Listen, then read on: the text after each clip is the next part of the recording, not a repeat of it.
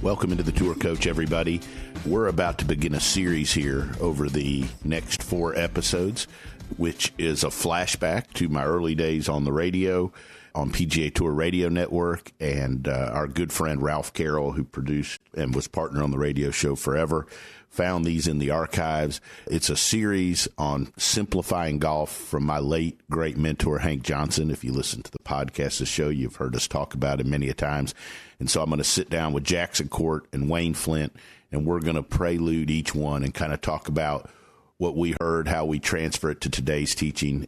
There's some brilliant insights and comments in this series of 4, and I hope you'll enjoy it. Simplifying the game of golf for each of you here on the Tour Coach over the next 4 episodes. I'm super pumped, very excited about this, and I want to remind all of you out there, it's on Dew Sweeper TV. If you go to Dew Sweeper TV on our YouTube, we're going to have videos that accompany this that kind of explain it. Plus, we have no fluff, but real insights, real scenes from instruction with real students, real videos that go up each and every day. We even have some live video look-ins of lessons where you can watch us live on YouTube. So go check out Dew Sweeper TV on YouTube. Also follow us on all our social channels, including Instagram at the Dew Sweeper.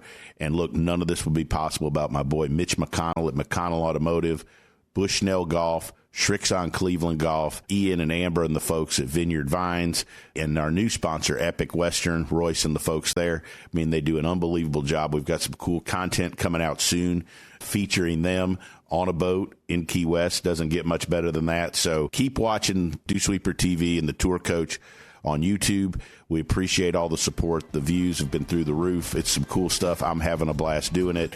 And now sit back, listen, and enjoy a blast from the past. But this is some great insight, great instruction. I hope you all enjoy this next 4 episodes as much as I have enjoyed going back through them. And special thanks to Wayne and Jackson for doing it with me. Hi, welcome back into the Tour Coach here. And once again, joining me in this series, and this is kind of a cool thing to me. If you listen to the first one, you know it. Sitting down with my good friend, one of my mentors, Wayne Flint, one of the great teachers in the game of golf, and Jackson Koert, who's been with us seemingly now forever. And we're rehashing an old series of interviews that was a series that we did on the old Dew Sweepers golf show on PGA Tour Radio that our good friend Ralph Carroll unearthed on his computer. All the old HJ on the Tee with HJ segments, and he did this series on Golf Swing Simplified, where he kind of simplified the things he thought that were important in the golf swing. And if you listened to his last segment, you heard Wayne has always used a version of that in his teaching with his first lesson. I've taken that and used that as a lot of it, what I talk about in my first lesson and my information. I know Jackson's heard about it for years. And so we talked in the first one, we talked about the importance of a steady post. And that was that your spine, as you said, Wayne, goes from your head, your post runs from your head down your spine, kind of out your rear end. You're in a balanced position, and that post stays steady and doesn't move up and down or side to side in the swing. And Hank talked about the importance of that for as far as keeping the circle, the center of the circle consistent, for the importance of the strike, importance of the low point. And now we're going to move into what I think really kind of started me in my teaching down a big, just always looking and trying to learn, but Hank was big on rotation. And he said something about in the segment about everybody, how hard it is to turn, and people are always trying to turn. And a lot of times they don't do it because of physical limitations and stuff, which has set me on a path working with Colby and some of the people I do. But Wayne, jump in here with rotation and kind of what Hank meant, what he said, and how you've interpreted it. Well, we go way back into the mid '80s and did a bunch of Golf Digest schools with him, and I was lucky enough to be involved with the Golf Digest program and become one of their teachers after many years of, kind of being a range attendant and a director and, move my way up the ladder, so to speak. And then fortunate enough to teach with those guys. But, all of them had their own specialties. But, Hank was one of one or two or three of them that really felt like, the pivot motion was a really important and a really big part of getting better at golf. And, it's, he wrote a great book called How to Win the 3 Games of Golf. It's only been published one time, so people could get out there and find that on eBay. There's still some of them floating around out there. And shout out to Connor Luke. He just bought his first copy. There you go. And, it's a great book. And, amazingly, the first chapter is the number one chapter is called Pivot. Mm-hmm. And so he starts his book right off with the engine of the golf swing. And he felt strongly that, once you got into a nice balanced setup and you could achieve a steady post, not a post that was bobbing up and down or moving a lot side to side. And once you could keep that relatively steady and that you could learn to rotate your body to the right for a right-handed golfer and then shift and rotate back to the left for a right-handed golfer, that was the engine of the golf swing. That was the major power source. And he felt like a centered rotation or a centered pivot, that stayed, on top of your feet and didn't let your balance roll to the sides of your feet. He felt like that was very, very important. And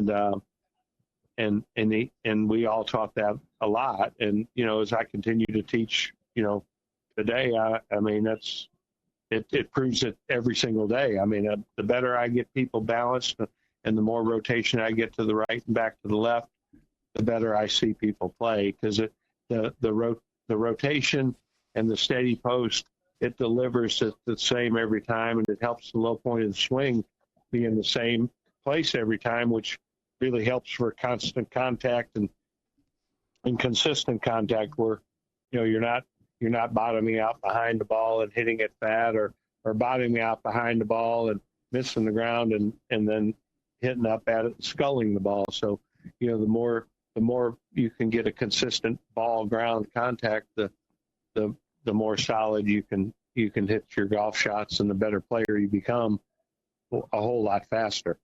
He said there were 2 quotes in there in this segment.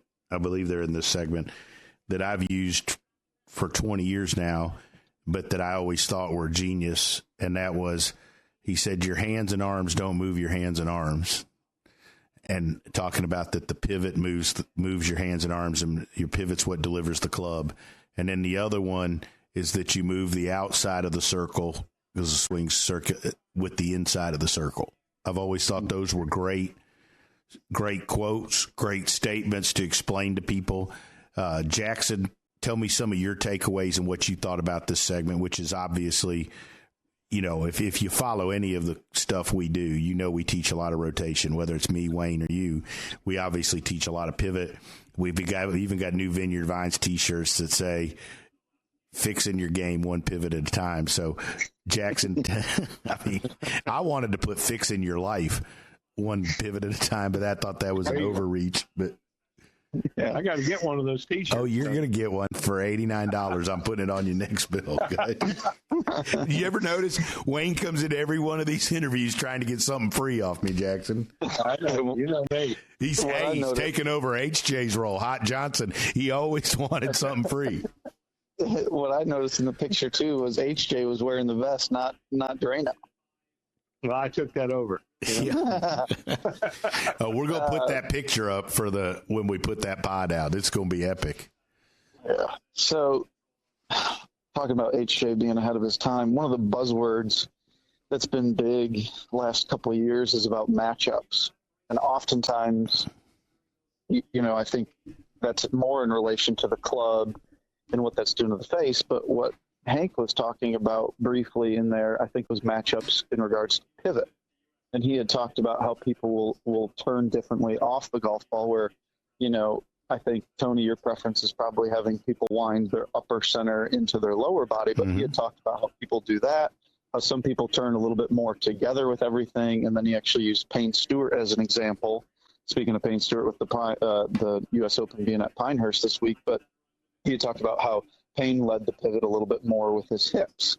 And I think understanding those matchups, that to me is more of the baseline beginning for what happens in the golf swing and has a domino effect from there.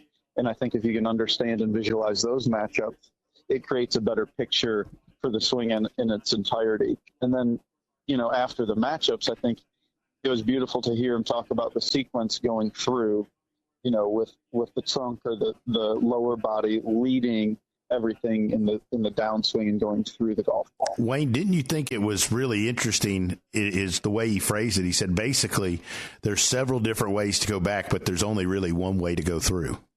Yeah, you're exactly right. And Tony, leave it to the best young teacher out there, in my opinion, Eric, to come up with leave it to Jackson, the best young guy out there, to come up with the most important thing HJ said. Right? I mean, I think that's clearly the most important thing he said in that segment of how you can wind a bunch of different ways, but how there's really only one way to bring it down. Once you've wound it up, there's only one really good way to bring it down. So, yeah, kudos to Jackson for figuring that out and figuring that was the most important thing. I mean, and clearly that's why he's, excelling in his career right now. Also, shout out Jackson. Just got a little golf.com article out there. Very good job there, Jackson. Yeah, very good.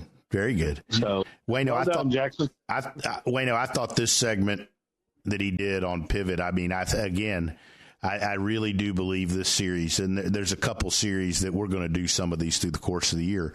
But I just thought that I thought where Hank was brilliant was being able to take very complicated stuff that obviously the best players in the world could do, but he could boil it down to help a person that only maybe played golf once a week and didn't really hit me, but could help them. And I thought that was his brilliance. He didn't make it so complex that, people shied away from playing recreational golf. He again, he taught tour players like we all have, and then he taught regular golfers at the club too, like we all should still do. Correct. And I know sometimes we get kind of lost in the shuffle of teaching just good players and everything, but I'm proud of the fact that I still teach a whole lot of beginning golfers that had never picked a golf club up. I think that's part of what we ought to do, and the PGA is all about growing the game, and I think that's how you do grow the game. I think great teachers should give back and continue to teach beginning golfers to do that. And HJ, he for sure did that. He did that on an ongoing basis. Yeah, right. He made the game that can be so complex that we can't get out of our own way sometimes when we play. But he made the game simple enough for your average guy that was going to hit balls once a month maybe, and maybe if he's lucky get to play twice a month. He made the game fun for them and made them be able to continue to get better and continue to move forward and become a more proficient golfer with his simple methods of instruction that, which I think is amazing, have proven to be right 20, 30, 35 years later, right? Mm-hmm. All his stuff hasn't been proven wrong by all these great things that we have available to us to measure, right? He hasn't been proven wrong yet that I know of, and I'm proud, and I'm really fortunate that I was lucky enough to learn under him and all his buddies that were kind enough to share their information with me.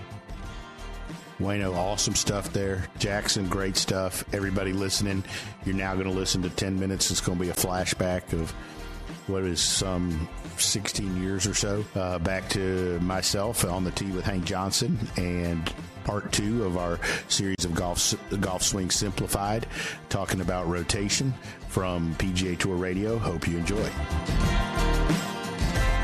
Welcome back into the Dew Sweepers, everybody. It's a thrill to have joined us here once again on the show as we go on the tee with Hank Johnson, Dew Sweeper Insider, PGA Teacher of the Year, Golf Magazine Top 100 Teacher. Hank, how you doing today? I'm doing good, Tony. I hope you are. Everything's going great. And, Hank, last week you started a series designed to help the golfers out there simplify their understanding of the golf swing, help simplify the learning process, and help get them in a more quick and easy way on the road to playing better golf, and in a golf simplified version. Hank, if you don't mind, before we get into today's segment, kind of briefly take us over what you covered last week with the steady post. Well, last we talked about thinking of the upper trunk as a post that extends out behind you into the ground behind your heel line, and it's tilted toward the ball so that you can swing on a plane or inclined plane that would make the club hit the ball since it's on the ground in front of you. And while that post is sort of the center of the swing, it's the center of the arc, it needs to stay steady so that it doesn't bob up and down or move from side to side. If that happens, then the arc doesn't come back through the ball, and you have inconsistent striking, either unsolid or offline. So the top of the post is your head. The best way to think about this is just to understand that your head needs to stay steady throughout the swing so that your body can make a motion with an arc that's centered and going through the ball. And Hank, real quick, just go over a couple of the common errors that would come from that could, promote an unsteady post for the dew sweepers that didn't hear you last time. Well, poor posture will, because then your body can't move correctly.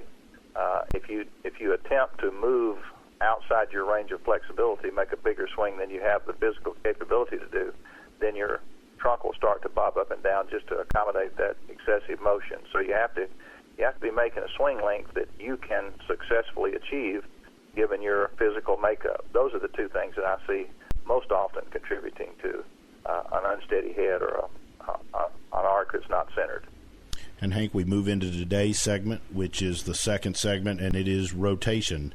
Go ahead and tell us about rotation, its importance, and what it means for us as far as becoming better golfers. We've got the post defined. Your head's the top of it, and it's really the trunk. If you want to visualize the line down through your spine into the ground behind your heels, that's the post.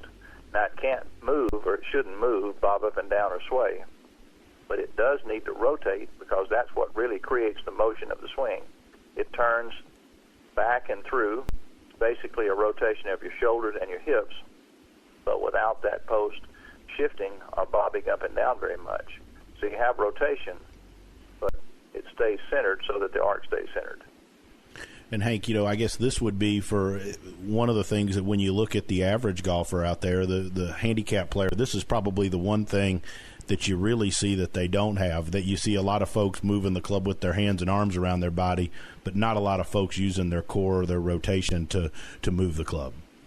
Well, Tony, turning's hard, and people tend to try to find things to do that are not quite so difficult, so they find things to substitute for turning, and it can be excessive arm movement, it can be bobbing up and down, it can be excessive hand movement of the club. A lot of things people come up with to do instead of turning. None of them seem to work very well, but it's just pretty natural to try to avoid something that's difficult to do, and rotating the body correctly is not an easy thing to do or a habit to create.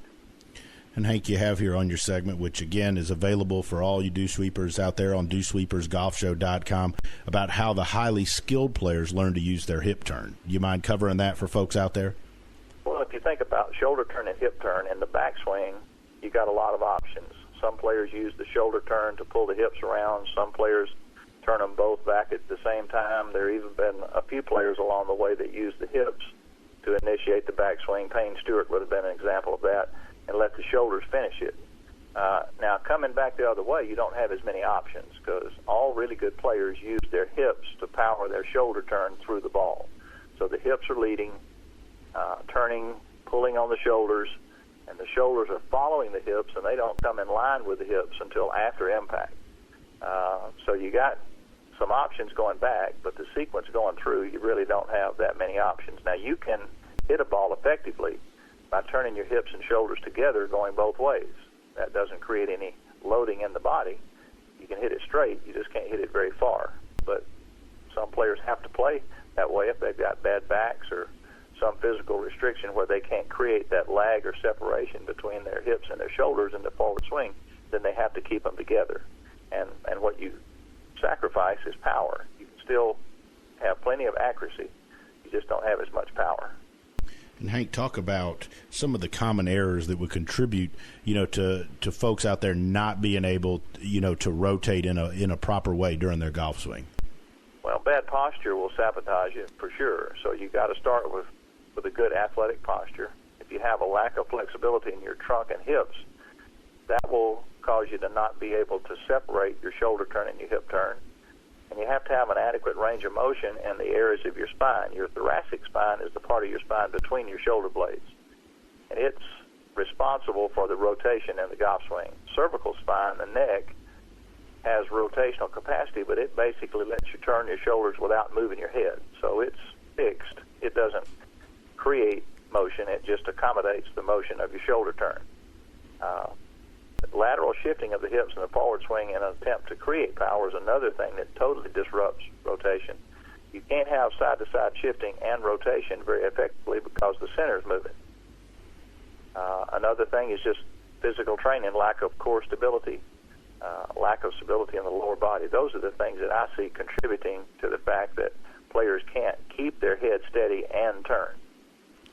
Hank, one of the things in that list that you talked about was the shifting, that you can't shift and turn at the same time. And I think, and like your opinion, one of the things that people are confused on, they've read a lot of different things and heard a lot of different things, but there's a lot of people that are trying to shift from the top of their backswing, and that's one reason that they struggle with rotation in their forward swing. Well, I think, too, Tony, it depends on what you do going back. Now, if you shift going back, if you shift in the backswing, then you have to shift going forward to get back into the same position to rotate through the ball. So I think it's really just a matter of your preference in the backswing. If you don't shift going back, it's hard for me to come up with a reason why you'd want to shift going forward. So it's a matter of what you want to do. I like for the hips and shoulders to stay centered between the feet and not shift a whole lot from right to left, and certainly not up and down. And Hank, obviously this is the power source of a good golf swing. Talk about some things that you have your students do to work on this, to improve this, drills that you might use or ways that they can work on it to improve their rotation in their golf swing.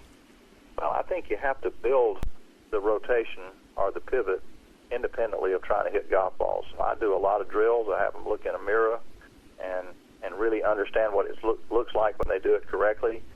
There's some other things that you can do if you don't overdo them. You can hit balls with your feet together, which really requires you to rotate. Can't be any sliding or shifting. If your feet are together, you'll fall down if you have much side-to-side shifting. But I just try to get them to understand what they're trying to do and to learn to make a good pivot motion without trying to hit a ball at the same time.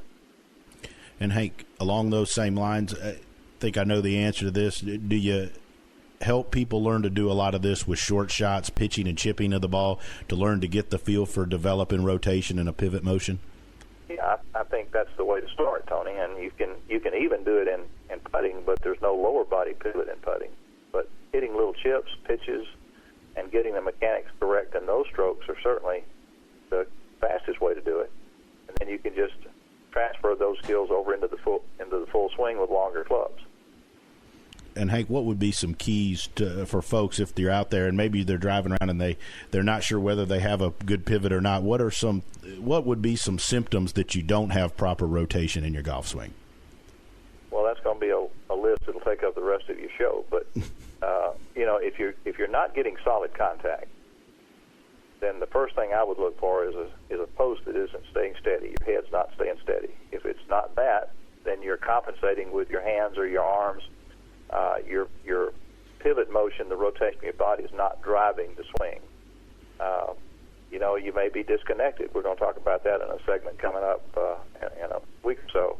Your arms may be running away from your body, but I think anything in your shot pattern that's inconsistent to lead back to a faulty pivot. Hank, some great information here. I really think the first two things you've covered in this series between steady post and rotation, boy, they're just really critical for people to understand and to get better. And yet, Hank, at the same time, you've really boiled it down into a real simple way for people to understand how to get better. Well, I hope we're making it more simple, because people, unless they have an unlimited amount of time to practice, just need to get really, really good at a small number of things. And most people are trying to do way too many things in their golf swing, a lot of them not really necessary. Hank, great stuff as always. We appreciate you coming on, and we'll look forward to catching up with you next week here on the Dew Sweepers. Thanks, Tony. Good to be with you. Don't forget, everything that you just heard and some videos that accompany it that kind of help explain it are available for you for this whole series on our YouTube channel. Check out our YouTube, Dew Sweeper TV on YouTube, where we have daily insights, daily live look-ins, instruction with real students. It's real-life scenes where you can help improve your game or even just have a good time. I'm Tony Ruggiero. Thanks for watching The Tour Coach.